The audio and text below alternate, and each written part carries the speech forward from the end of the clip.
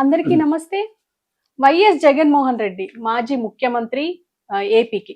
కానీ ఈయన మాట్లాడిన మాటలు నిన్న మొత్తం సంచలనంగా మారాయి. ఒక పోలీసు వ్యవస్థనంతటిని దూషిస్తూ వాళ్ళని ఖచ్చితంగా అంటే మేము అధికారంలోకొచ్చాక బట్టలు ఊడదీసి కొడతాం అనేది చాలా ఇబ్బందికరంగా మారింది అందరికి. సో దీని గురించి మనతో పాటు సీనియర్ పోలీస్ ఆఫీసర్ మనతో పాటు ఉన్నారు రెడ్డన్న గారు. ఆయనతో మాట్లాడడం. నమస్తే సార్. నమస్కారం. సార్ మీరు చెప్పండి. అంటే మాజీ ముఖ్యమంత్రి అంటే అన్ని తెలిసి ఉంటాయి.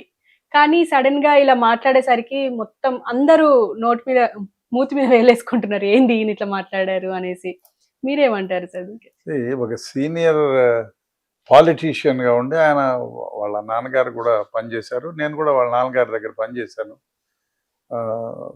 ఈయన సీఎంగా పనిచేశారు, పొలిటీషియన్ గా ఉన్నారు, ఎంపీగా ఉన్నారు. అన్నీ తెలిసి ఉండి ఇలా నోరు జారడం చాలా బాధాకరమైన విషయం. ఎందుకంటే బట్టలు ఊడదీస్తాను అనడం చాలా తప్పు. మీరేమన్నా ఉంటే మేము వస్తాము, వచ్చిన తర్వాత ఎవరైనా ఇప్పుడు నువ్వు సీఎంగా పనిచేసావు, నేను దాదాపు 10 మంది సీఎంల దగ్గర పనిచేశా. ఆయన వెంగళరావు దగ్గర నుంచి పనిచేసాం అందరి దగ్గర. సో మీరు పాలిటీషియన్ 5 ఏళ్ళు పనిచేస్తారో, 4 ఏళ్ళు పనిచేస్తారో, లేదు జమిలీ లాంటిది వస్తే 3 ఏళ్ళలో ఉంటాయో, లేదు ఇంకేదన్నా అవాంతరాలు జరిగితే 2 ఏళ్లలో 8 నెలలు 8 రోజులు భాస్కర్ రావు గారు 8 రోజుల్లో 10 రోజుల్లో సీఎంగా చేశారు. అంత మాత్రం చేత ఇప్పుడు డిపార్ట్మెంట్లో ఉన్నవాళ్ళు దాదాపు 40 సంవత్సరాలు పనిచేస్తారు.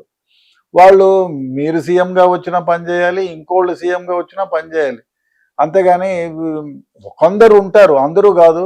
నిజంగానే కొందరు పాలిటీషియన్కి లోపలి పనిచేసే వాళ్ళు ఉన్నారు. మా హయాంలో అయితే మేము ఎప్పుడు ఏ పాలిటీషియన్ కింద తలవొగ్గి పనిచేయలేదు.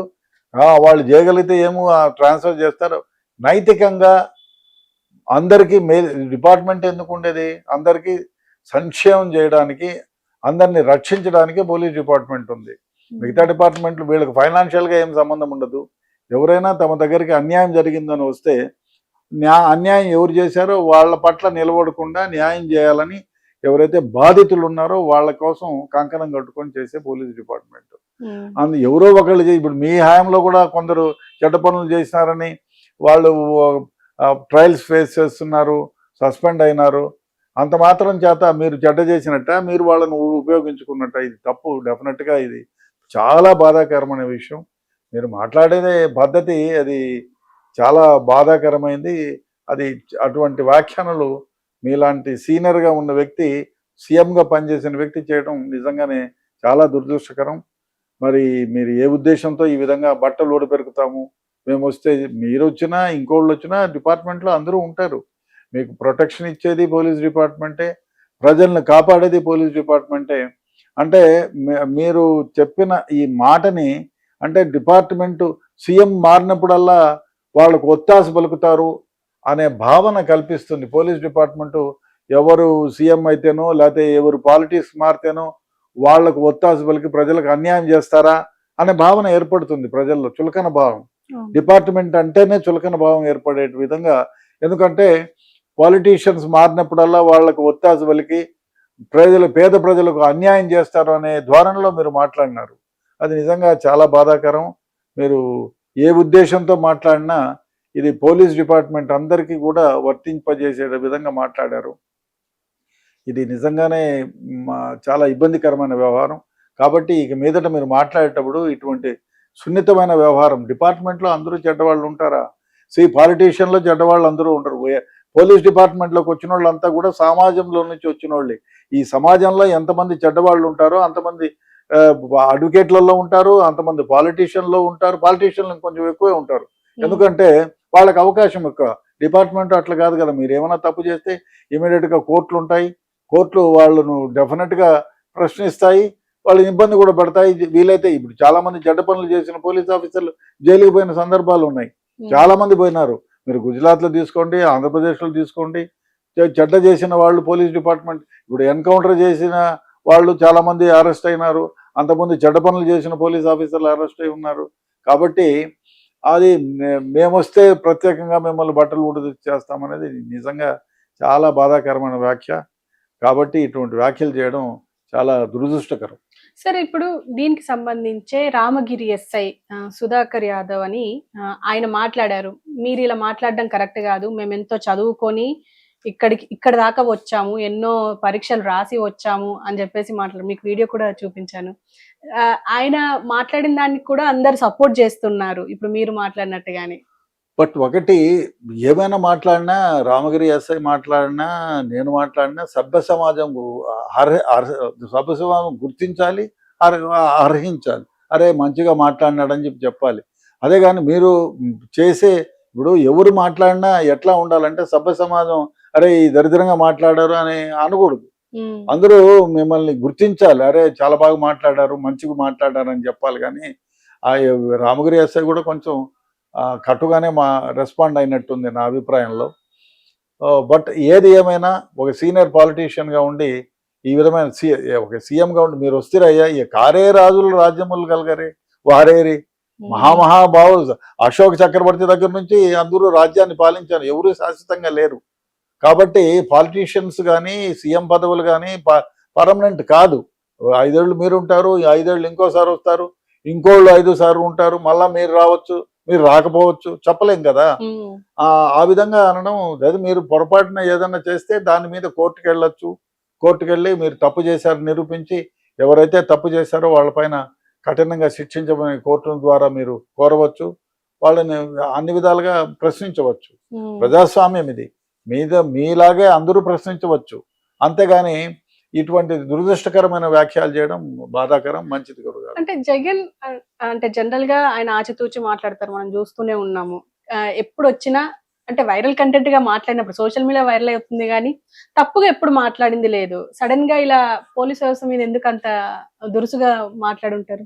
బహుశా ఆయన అనుకోకుండా ఈ నోట్లో నుంచి వెలువడ్డాయా అనే అభిప్రాయం కలుగుతుంది. ఎందుకంటే ఏదో ఎవరో ఇప్పుడు ఒక్కోసారి ఏమైపోతుంటే స్టేజ్లోకి పోతే ఎదుటి వాళ్ళు ప్రోత్సహించే దాన్ని బట్టి యువతల వాళ్ళు మాట్లాడడం కూడా జరుగుతుంది. మీరు ఎవరన్నా ఒకరిని తిడితే ఎదుటోడు చప్పట్లు కొట్టినారు అనుకో, 4 వెధవులు ఉంటారు ముందర కూర్చొని, ఆ 4 చప్పట్లు కొట్టినారంటే వీడికి ఇక్కడ మాట్లాడే ఆయనకు వేరే విధంగా అర్థమైపోతుంది. వాడు నువ్వు ఇప్పుడు మైక్ ఆపే అని చెప్పడానికి కొందరు బాగా చప్పట్లు కొడితే ఇంక వెళ్ళిపోరా బాబు అని. సో ఏ విధంగా మాట్లాడినా దాన్ని రైట్ గా తీసుకొని మాట్లాడితే ఈ విధంగానే ఉంటుంది. అదే కాదు, పోలీస్ డిపార్ట్మెంట్ అందరిలో పనిచేసే ప్రతి ఒక్కళ్ళు కూడా ఈ విధంగా నేను హానెస్ట్గా సిన్సియర్గా పనిచేస్తున్నాను కాబట్టి నేను ఎందుకు ఈ మాట పడాలి అని ఉంటుంది.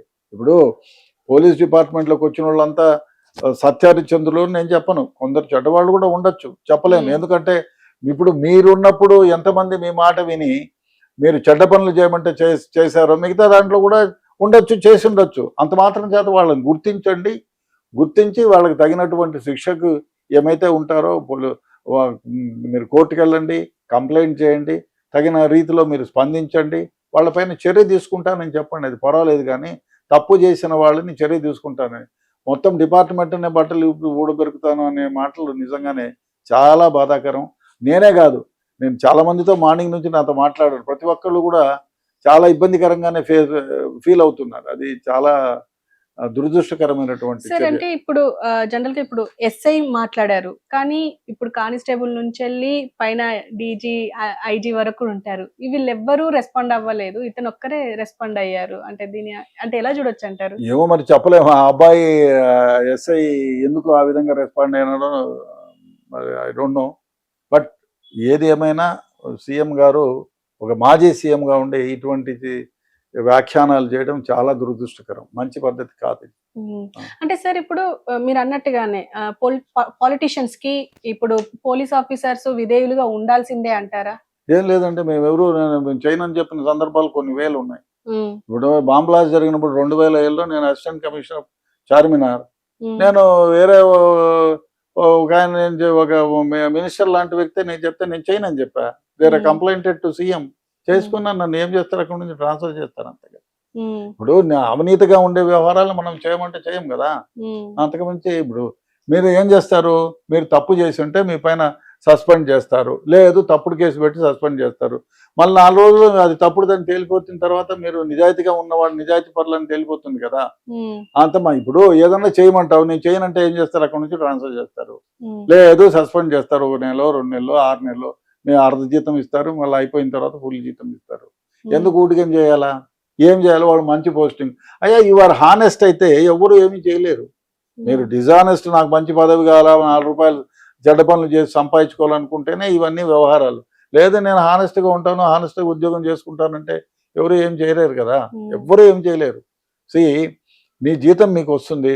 మీరు పీటీసీలో వేసినా, సిఐడిలో వేసినా, ఇంటెలిజెన్స్లో వేసినా మీ జీతం మీకు వస్తుంది. మీరు హానెస్ట్గా ఇక్కడ చేసే ఉద్యోగం అక్కడ ఇంకా రెట్టింపు ఉత్సాహంతో చేస్తారు. అంతకుమించి ఏమవుతుంది?